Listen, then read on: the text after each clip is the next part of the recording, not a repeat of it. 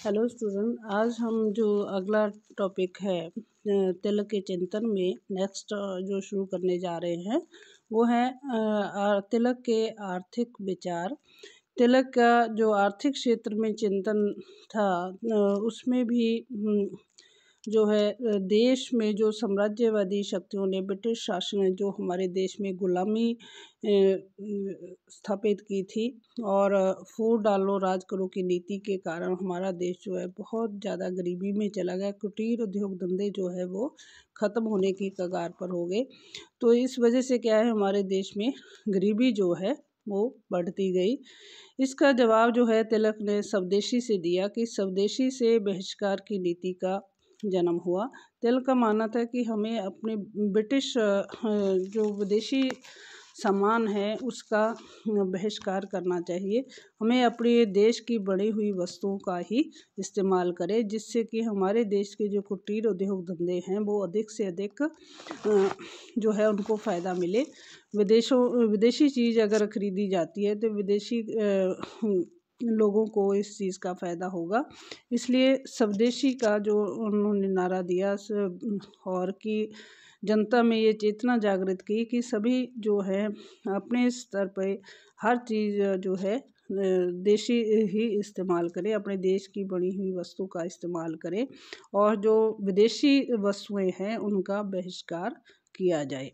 तो इससे क्या है कि जो हमारे देश के कुटीर उद्योग धंधे हैं आर्थिक रूप से जो बहुत ज़्यादा गरीबी के उसमें आ गए हैं उनको फ़ायदा मिले और वो पनपे, उनको जो है एक अच्छी आर्थिक स्थिति में आए।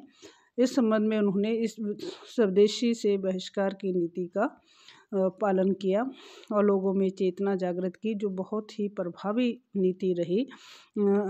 महाराष्ट्र में वासुदेव बलवंत फाड़के ने स्वदेशी के आंदोलन को फैलाया। फाड़के के तिलक ने वास्तविक रूप से वो तिलक के गुरु थे। उन्होंने 1870 के जो किसान विद्रोह में फाड़के को ब्रिटिश शासन के विरुद्ध खड़ा किया गया था। तिलक ने पत्रकारिता के माध्यम से महाराष्ट्र तथा समग्र भारत की आर्थिक दुर्दशा का दूर करने की आवाज़ जो है बुलंद की। वो चाहते थे कि राष्ट्रीय उद्योगों को विकसित किया जाए और भारतीय पूंजीवादियों को संरक्षण दिया जाए। 1887 के बाद तिलक ने तकनीकी शिक्षा, स्थायी बंदोबस्त, उद्योग धंधों की स्थापना, किसानों को ऋण भार में कमी, सिंचाई साधनों को बढ़ाने तथा औद्योगिकरण के लिए आग्रह किया। तिलक के लिए जो श्रमजीवी वर्ग, मजदूर वर्ग के हित जो है वो प्राथमिक थे। उन्होंने 1908 में जो उनकी गिरफ्तारी के विरोध में श्रमिक तथा व्यापारियों का विरोध किया, जिसमें हड़ताल और तोड़फोड़ हुई। लेनिन ने इसे भारतवर्ष में श्रमिक चेतना का उदय माना। तिलक ने बताया कि किस प्रकार अंग्रेजी शासन भारतीय उद्योग धंधों पर एकाधिकार कर रहा था, उन्हें नष्ट कर रहा था तथा दबाव से जो है भारतीय अर्थव्यवस्था जो है जर्जर होगी और लोग जो है शोषण के कारण गरीबी में आ गए। वे चाहते थे कि भारतवर्ष में श्रमिकों को 1905 और 7 में जो रूस में क्रांति हुई उससे प्रेरणा लेनी चाहिए। प्रारंभ में वो पूंजीवादी सामंतवादी व्यवस्था के विरोधी नहीं थे, किंतु बाद में उनके विचार जो है श्रमिकों के शोषित और दलितों की दयनीय दशा देखकर उनका ये प्रयास था कि स्वदेशी आंदोलन एक अंग्रेज व्यापारियों का विरोध कर रहा था, तो दूसरी ओर वह भारतीय व्यापारियों के हितों को आगे बढ़ा रहे थे। तो इस प्रकार से उनका ये मानना था कि हमारे जो देश के राष्ट्रीय उद्योग हैं वो विकसित होने चाहिए, वो जो है बढ़े, इससे देश का जो है विकास होगा। और इसके साथ साथ जो श्रमिक हैं, जो मजदूर हैं, जो उनकी जो है हित जो है सुरक्षित रहने चाहिए।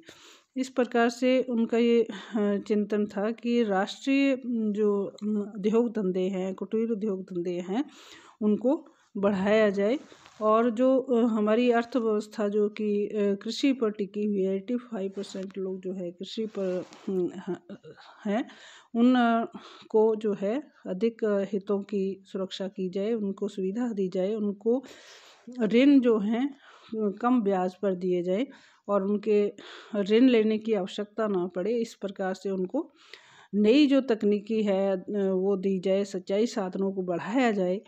तो इस प्रकार से उनका ये मानना था कि हमारी अर्थव्यवस्था जो है ज़्यादातर 85% अर्थव्यवस्था जो है किसानी पर है। तो इनको जितनी ज़्यादा सुविधा दी जाएगी, जितनी नई टेक्नोलॉजी दी जाएगी, इससे उनके किसानों के जो फसलों को जो है अधिक फ़ायदा दिया जाएगा और उनकी इससे क्या है कि किसानों का जो ऋण भार है वो कम होगा और इससे हमारी अर्थव्यवस्था जो है मजबूत होगी, अधिक उत्पादन होगा और इससे जो है हम जो है आर्थिक रूप से विकास करेंगे और हर वर्ग जो है विकास करेगा। इसी के साथ आज जो है हम यहीं ये टॉपिक ख़त्म करते हैं। धन्यवाद।